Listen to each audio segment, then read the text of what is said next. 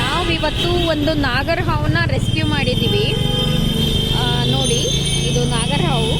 So ರೋಡಲ್ಲಿ ಪ್ರತಿಕ್ರಿಯೆ ಹೇಗಿದೆ ನೋಡಿಕೊಳ್ಳಿ. ತುಂಬ ಟ್ರಾಫಿಕ್ ಜಾಮ್ ಇದೆ ಫುಲ್ಲು.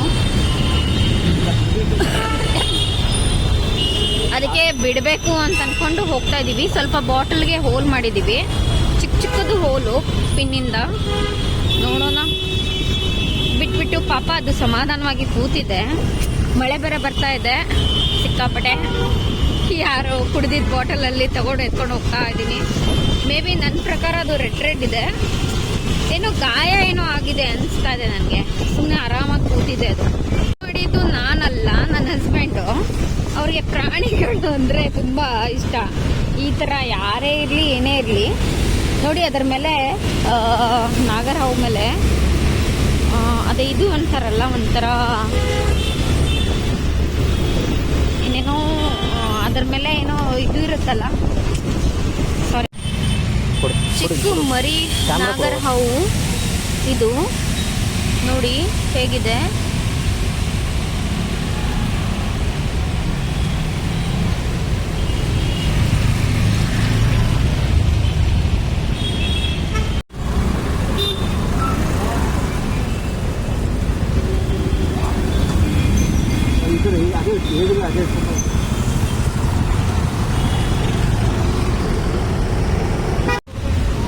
ನೋಡಿ, ಆರಾಮಾಗಿ ಕೂತಿದೆ ಅದು. ಅದಕ್ಕೆ ನಾನು ಕ್ಯಾಪ್ ಓಪನ್ ಮಾಡಿ ತೆಗೆದು ಹಾಕ್ತಾ ಇದ್ದೀನಿ ಏರು. ಸಡನ್ಲಿ ಮಧ್ಯದಲ್ಲಿ ಅದು ವೈಟ್ ಆಗಿಬಿಟ್ಟಿತ್ತು. ಅದಕ್ಕೆ ಕ್ಯಾಪು ತೆಗೆದು ಹಾಕೋದು, ಏರ್ ಬೇಕು ಅದಕ್ಕೆ.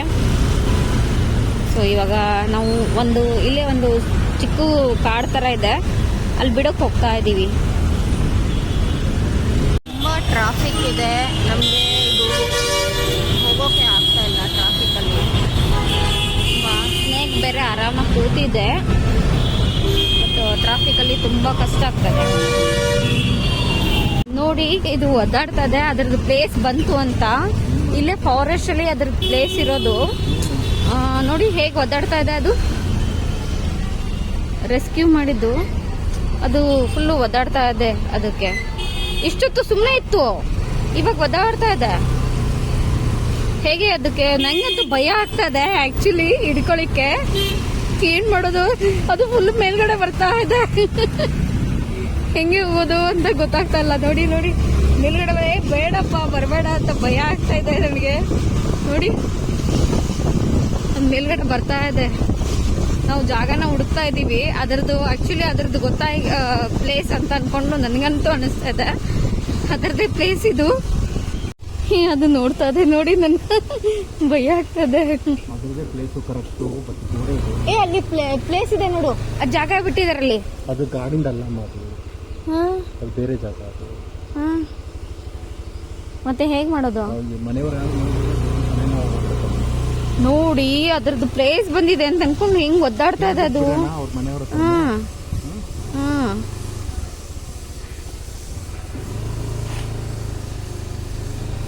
ಇರು ನೋಡಿ. ನೋಡೋಣ ಬಾಪ, ಎಲ್ಲಿ ಬಿಡ್ತೀಯ? ಅದರದ್ದು ಪ್ಲೇಸ್ ಅದು. ಮಕ್ಕಳು ಕಾರಿಂದ ನೋಡ್ತಾ ಇದ್ದಾರೆ. ಸ್ನೇಕ್ ಇದೆ ಅಂತ ಅನ್ಕೊಂಡು ಅದು ಸ್ನೇಕ್ ಒದ್ದಾಡ್ತಾ ಇದೆ. ನನಗೆ ಭಯ ಆಗ್ತಾ ಇದೆ. ಆಕ್ಚುಲಿ ಅದರದ್ದು ಜಾಗ ಬಂದಿದೆ. ಇಷ್ಟೊತ್ತು ಸುಮ್ಮನೆ ಆರಾಮಾಗಿತ್ತದು. ನೋಡಿ ಹೇಗೆ ಅಲ್ಲಾಡ್ತಾ ಇದೆ, ಫುಲ್ಲು ಅಲ್ಲಾಡ್ಕೊಂಡಿದೆ.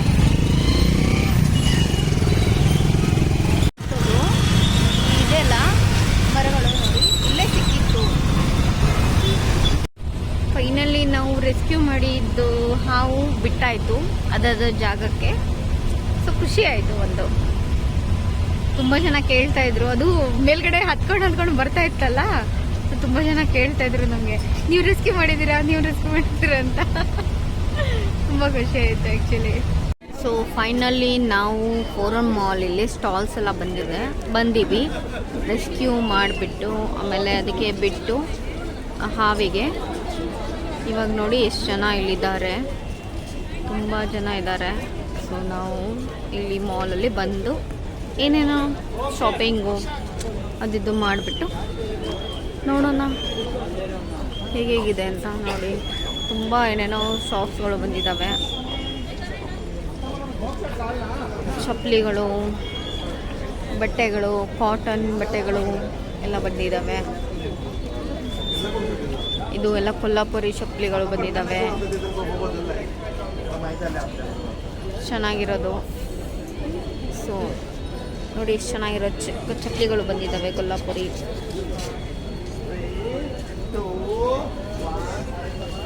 ಡಿಫ್ರೆಂಟ್ ಈಗ ಹೊಸ ಸ್ಟೈಲ್ಸ್ ಎಲ್ಲ ಬಂದಿದೆ ಕೊಲ್ಲಾಪುರಿ ಚಪ್ಪಲಿಯಲ್ಲಿ, ಚೆನ್ನಾಗಿದೆ. ಇದೆಲ್ಲ ತುಂಬ ಚೆನ್ನಾಗಿರುತ್ತೆ, ಒಳ್ಳೆಯದು ಹೆಲ್ತಿಗೆಲ್ಲ ಕೊಲ್ಲಾಪುರಿ ಚಪ್ಪಲಿಗಳು. ಬಟ್ ನಾವು ಯಾರು ಯೂಸೇ ಮಾಡಲ್ಲ.